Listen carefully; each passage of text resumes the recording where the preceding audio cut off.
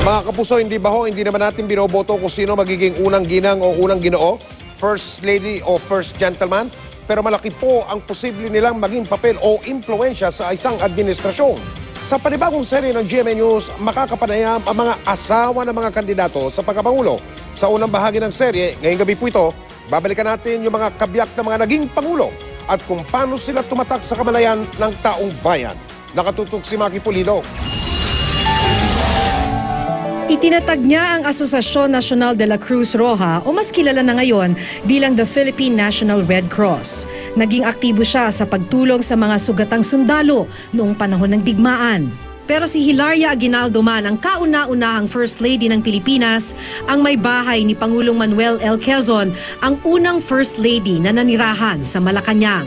Sa 15 Pangulo ng Pilipinas mula kay Emilio Aguinaldo, 3 ang walang kabiyak sa panahon ng kanilang panunungkulan.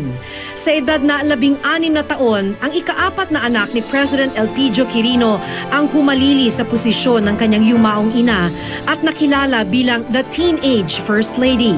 Si Balsi Aquino Cruz naman ang kalimitang tumatayong first daughter noon ni dating Pangulong Corazon Aquino. Samantalang sa administrasyon ni Pangulong Noynoy Aquino, ang kanyang mga kapatid ang gumaganap sa tungkuling ito. 4 sa First Ladies ng ating bansa naging beauty queens. Kanya-kanya rin ang angking galing ng first spouses. Si dating First Lady Leonila Garcia, isang registered pharmacist.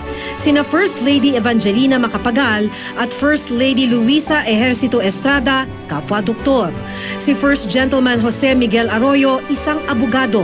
At si First Lady Amelita Ramos, magaling sa iba't ibang sports at sa pagtugtog ng piano. Kung si Esperanza Osmeña ang pinakamaikling nagsilbing First Lady, si Imelda Marcos naman ang pinakamatagal at bukod tanging First Lady na nagkaroon ng opisyal na papel sa gobyerno noong panahon ng martial law. Kaya ang tawag nga sa kanila, panahon ng martial law, yung conjugal dictatorship. Hindi lang ito dictatorship ni Ferdinand Marcos. Wala sa ating konstitusyon at hindi nakatakda sa batas ang papel na dapat gampanan ng isang presidential spouse o kabiyak ng Pangulo. Kasi merong expectation ng Pilipino na ang namumuno ay merong solidong support system. Na merong magsasabi sa kanya na, o yung ginagawa mo ay medyo parang hindi tama o kaya yung ginagawa mo ay tama doon at according to your platform. Gaya sa isang tahanan, hindi maitatatuang kaagapay siya ng sino mang nakaupo sa palasyo.